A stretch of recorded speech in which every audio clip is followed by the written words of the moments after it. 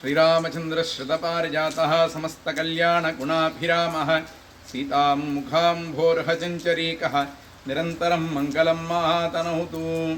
తిరుమల తిరుపతి దేవస్థానములు శ్రీ ఒంటిమిట్ట కోదండరామస్వామి వారి యొక్క దేవాలయమునందు అత్యంత విశేషమైనటువంటి పర్వతము ఆ శృంగశైలము. ఆ శృంగశైలము యొక్క విశిష్టతను ఇవాళ మనం తెలియజేసుకుందాం. ఈ శృంగశైలము అంటే ఆ యొక్క పర్వతము పేరులోనే ఉన్నది. శృంగి మహర్షి యొక్క శైలము. శైలము అంటే పర్వతమని.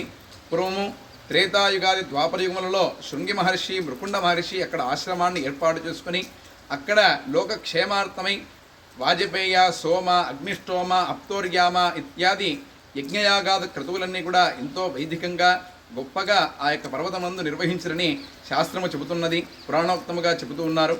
అదేవిధంగా ఈ యొక్క పర్వతమునకు వనవాసంలో సీతారామ లక్ష్మణులు వనవాసానికి వచ్చినప్పుడు ఆ పర్వతం మీదనే శృంగి మహర్షి నిర్వర్తించేటువంటి ఆ యొక్క యజ్ఞ యాగాదులకు స్వామివారు రక్షణ కల్పించి నిర్విఘ్నంగా జరిగేలాగా చేయడం జరిగినది.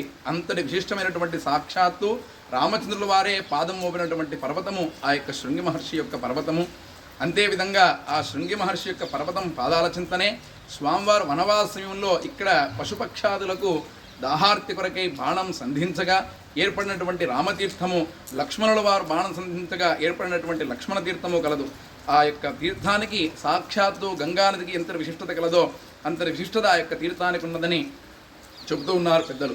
అంతటి విశేషంగా ఈ శృంగి మహర్షి పర్వతమునకు నేడు కూడా ఇప్పటికీ శరన్నవరాత్రి ఉత్సవాల్లో భాగంగా సీతారామ లక్ష్మణ సమేతుడై ఆ కోదండరామస్వామి వారు పార్వేట ఉత్సవాన్ని ఆ యొక్క పర్వతమునందనే స్వామివారి యొక్క షోడశస్తంభ మండపం కలదు.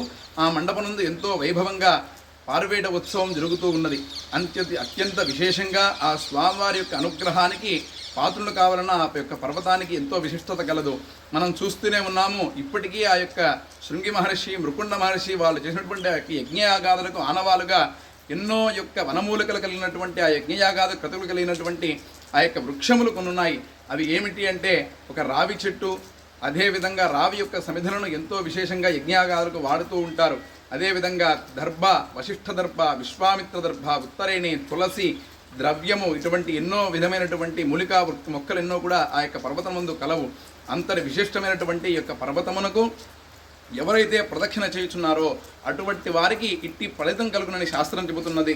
ప్రచ్చినత్తి భయం సర్వం దకారో మోక్షసిద్ధిద క్షికారాత్ క్షీయతే రుక నకారాత్ శ్రీప్రదాయక అంటోంది. అంటే ప్రచ్చినత్తి భయం సర్వం సకల భయములను తొలగిస్తుందని ఆ యొక్క ప్రదక్షిణలో అటువంటి పదంలో ఉద్భవించు మనకు చెబుతూ ఉన్నది.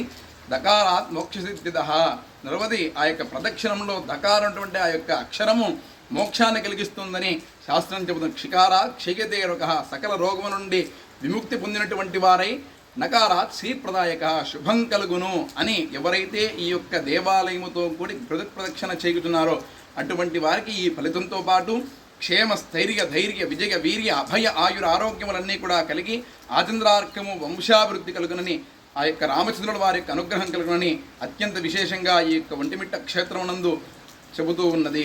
ఓం నమో నారాయణాయ, ఓం నమో భగవతే వాసుదేవాయ, శుభం భూయాత్.